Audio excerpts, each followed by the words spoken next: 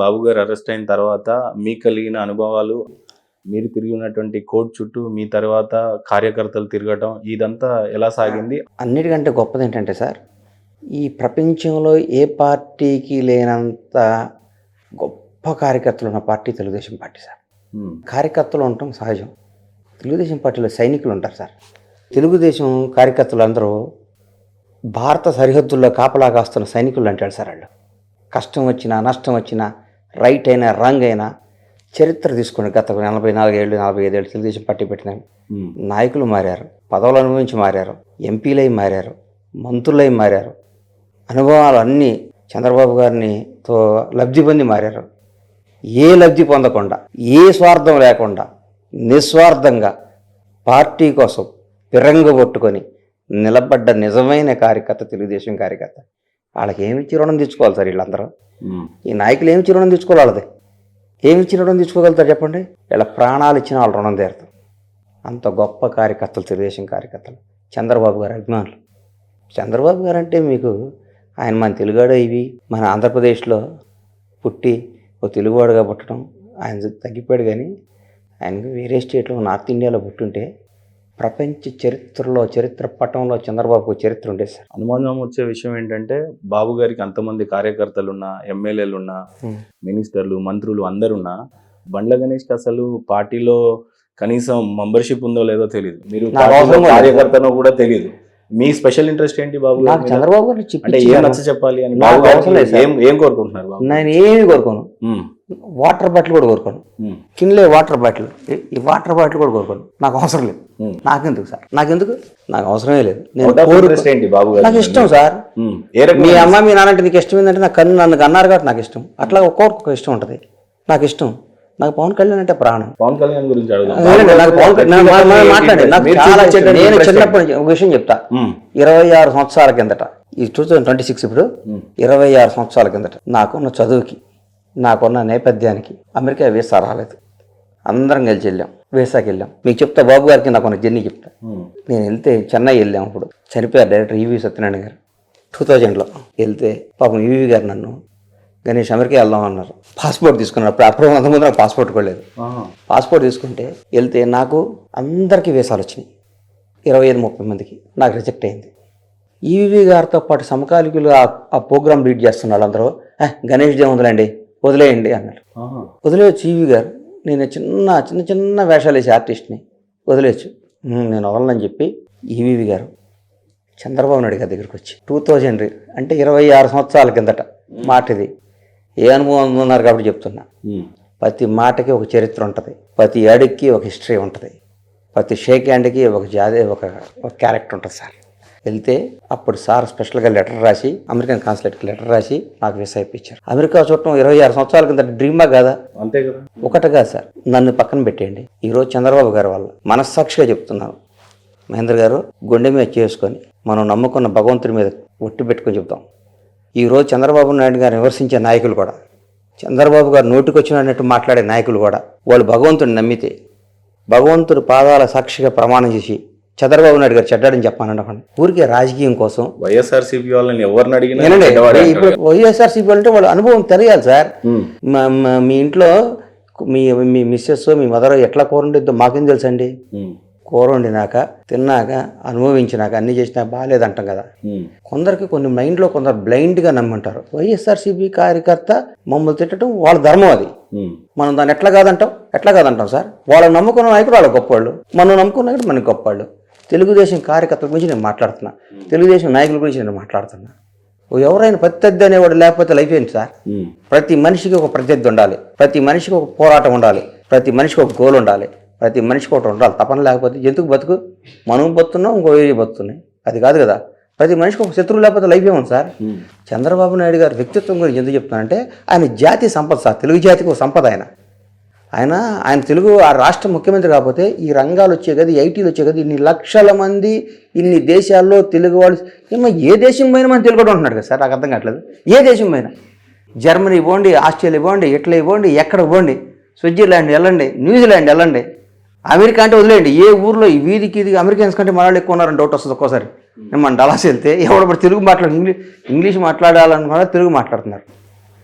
ఇది ఈరోజు చంద్రబాబు గారు చేసిన ఐటీ రంగం కానీ ఏదైనా మనకంటే 20 ఏళ్ళ ముందు ఉంటున్నాడు సార్ ఆయన బ్రెయిన్ ఒక మామూలు పల్లెటూరులో అతి సామాన్యమైన కుటుంబంలో పుట్టి చాలామంది విచిత్రంగా అంటుంటారు. నాకు చాలా విచిత్రం అనిపిస్తుంది. రామారావు గారు అల్లుడు కాకపోతే చంద్రబాబు ఏం సార్ అంటాడు. రామారావు గారికి 4 కూతుళ్ళు ఉన్నారని మర్చిపోబాకండి. 4 కూతురికి 4 భర్తలు వచ్చారన్న సంగతి మర్చిపోవద్దు అనే వాళ్ళందరికీ చెప్తున్నా. రామారావు గారు 4 కూతుళ్ళు పెళ్లి చేసినట్టు కూడా అందరికీ ఒకే రకంగా పెళ్లి చేశారు. అందరికీ మంచి భర్తలు తీసుకొచ్చారు అన్నీ. చంద్రబాబు గారు భువనమ్మ గారు మెళ్ళ తాళిగట్టేవాడికి ఆ రోజుల్లో ఉమ్మడి ఆంధ్రప్రదేశ్ రాష్ట్రానికి మంత్రి సార్. బాబు గారు కాదా? చంద్రబాబు గారు మంత్రి కదా, భువనక్కని పెళ్లి చేసుకునే రోజుకి. అప్పుడు చరిత్ర లేదు ఆయనకి. ఎమ్మెల్యే కదా, ఊరికి దారిని పోయి తీసుకొచ్చి పెళ్లి చేశారా? ఊరికి అడుగుతున్నా, మిమ్మల్ని అడుగుతున్నా, నాకు తెలియదులే. అంతేలే. మరి ఆయనకు చరిత్ర ఉంది కదా. ఆయన సార్ ఏడుకొండలవాడి స్వామి పాదాల కింద పుట్టి ఆయనకంటూ సెల్ఫ్ మేడ్ మ్యాన్. ఒక చిన్నప్పటి నుంచి ఒక డిసిప్లిన్తో, ఒక పద్ధతితో, ఒక ఎయిమ్తో, ఒక గోల్తో ఇది అవ్వాలి. 75 ఏళ్ళు వయసాడు ఒక మనిషి. ఒక 40 ఏళ్ళ కుర్రాళ్ళలాగా టిక్ టాక్ హీరోలో నడుస్తున్నాడు సార్ ఈరోజు కూడా. అది చరిత్ర కదా, అది హిస్టరీ కదా. నిన్న ఫోటో చూసాను. మా లోకేష్ బాబు పక్కన అందరూ సూట్లు ఇట్లున్నారు, 6 అడుగుల బుల్లెట్ లాగా. అది ఆయన ఎంత, ఆయన ఏజ్ ఏంటి మీరు ఒకసారి ఆలోచించండి సార్. సార్ ఇప్పుడు ప్రతి ఒక్కడికి సార్ మహాత్మా గాంధీని ఎవరినైనా ఒక దేవుని కూడా తిట్టేవాళ్ళు ఉన్నారు సార్. లేరా? దేవుని తిట్టేవాళ్ళు లేరా? మరి చంద్రబాబు తిట్టేవాళ్ళు ఉంటారు, లేకపోతే వెరైటీ. మండల కృష్ణ తిట్టేవాళ్ళు లేకపోతే నాకు కిక్ ఎక్కడ వస్తుంది సార్? నేను ఒక ప్రశ్నని సూటిగా సంధిస్తాం మిమ్మల్ని. 100 ఇప్పుడు దేశంలో నరేంద్ర మోడీ లాంటి వాళ్ళు, సోనియా గాంధీ, మీరు నమ్మినటువంటి పార్టీ కానీ, ఇందిరాగాంధీ గారు కానీ, లేదంటే ఎన్టీ రామారావు గారు కానీ, లేకపోతే చంద్రశేఖర్ రెడ్డి గారు కానీ, రేవంత్ రెడ్డి గారు కానీ, ఇలాంటి గొప్ప నాయకులు ఉన్నారు. ఎవరికి కోసం మీరు చేయని సంకల్ప యాత్ర, ఆయన జైల్లో వెళ్ళారు. చాలా నాయకులు కూడా జైల్లోకి వెళ్ళిన వాళ్ళు కూడా ఉన్నారు, వచ్చిన వాళ్ళు కూడా ఉన్నారు. స్పెషల్గా చంద్రబాబు నాయుడు గారి గురించే మీరు చేసే. చంద్రబాబు గారు జాతికి అవసరం సార్, తెలుగు జాతికి అవసరం. ఆయన ఆ జైల్లోకి వెళ్ళి అరెస్ట్ అయిన తీరు, ఆయన జైల్లో నడిచే తీరు. గుంటూరు కోర్టులో ఒక చెక్క టేబుల్ మీద ఇట్లా కూర్చొని చూస్తున్న తీరు, భువనేశ్వర్ గారు పడ్డ శ్రమ, ఆవిడ పిచ్చిదే తిరుగుతున్నప్పుడు చూస్తున్న బాధ, ఒకగానొక్క కొడుకు తల్లిని రాజమండ్రి సెంట్రల్ జైలు బయట ఉంచి భార్య ఎక్కడుందో తెలీదు, చిన్నపిల్లాడిని వదిలేసి ఢిల్లీ వీధుల్లో పిచ్చెక్కి తిరుగుతున్నాడు. ఏం చేయాలో అర్థం కావట్లా, సపోర్ట్ లేదు. అట్లాంటప్పుడు నిలబడటం క్యారెక్టర్ సార్. అది నా క్యారెక్టర్. అది ఇంకోటి గుర్తుపెట్టుకోండి, నేను ఎప్పుడు ఎవరినైనా అపోజిషన్ ఉన్నప్పుడు ఎవరితో నేను విమర్శించాను.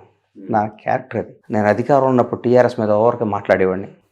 కేటీఆర్ గారిని కానీ, కేసీఆర్ గారిని కానీ, వైఎస్సీపీని కానీ నాకు నచ్చిన అనేవాడు. వాళ్ళు ఓడిపోయినాక ఎప్పుడన్నా బండ్ల గణేష్ ఎక్కడ మాట్లాడాను చూసుకోండి. నేను చచ్చిపోయిన పావుని పడుకున్నాటితో ఆడుకోను సార్. నా స్టైల్ అది. వేటకు దిగినప్పుడే వేటకు దిగుతా. నా స్థాయి కంటే పెద్దలతో కొట్లాడతాను నేను. నా స్టైల్ అది సార్. బాబు గారు అరెస్ట్ అని చెప్పి టీవీలో స్క్రోలింగ్ స్టార్ట్ అయినప్పుడు, బ్రేకింగ్ న్యూస్ నుంచి స్టార్ట్ అయినప్పుడు అరెస్ట్ యొక్క ప్రయాణం స్టార్ట్ అవుతుంది. అక్కడ నుంచి మీరు చూసినటువంటి ప్రయాణం, ఆ మొత్తం అరెస్ట్ వెనకాల జరిగిన తెర 50-52 రోజుల పాటు జరిగినది. ఎలా అసలు కంప్లీట్గా సిచ్యువేషన్ ఎలా సాగింది, మీ ఇన్వాల్వ్మెంట్ ఎలా ఉండింది, ఫ్యామిలీ సపోర్ట్స్ అసలు బాబు గారికి అయితే మామూలుగా దొరకలేదు. అంటే మీరు అన్నట్టుగానే లోకేష్ గారు కానీ, భువనేశ్వరి అదృష్టవంతులు సార్. సో బ్రేకింగ్ న్యూస్ TV9లో కానీ ఎక్కడైనా మీరు చూసినప్పుడు సాగినటువంటి ఇది ఒకటి, మీరు వ్యక్తిగతంగా చిందించినటువంటి విషయం, ఆ ప్రయాణం గురించి ఒక్కసారి స్పష్టంగా చెప్పాలంటే. నేను ఉదయం ఆ రోజు మామూలుగా నేను 5 నిద్రలోకి వస్తాను సార్. నిద్రలేసి వాక్కి వెళ్తాగా ఇవ్వగానే నా ఫోన్లో చంద్రబాబు గారిని అరెస్ట్ చేశారని వచ్చింది. ఇమీడియట్గా టీవీ పెట్టాను.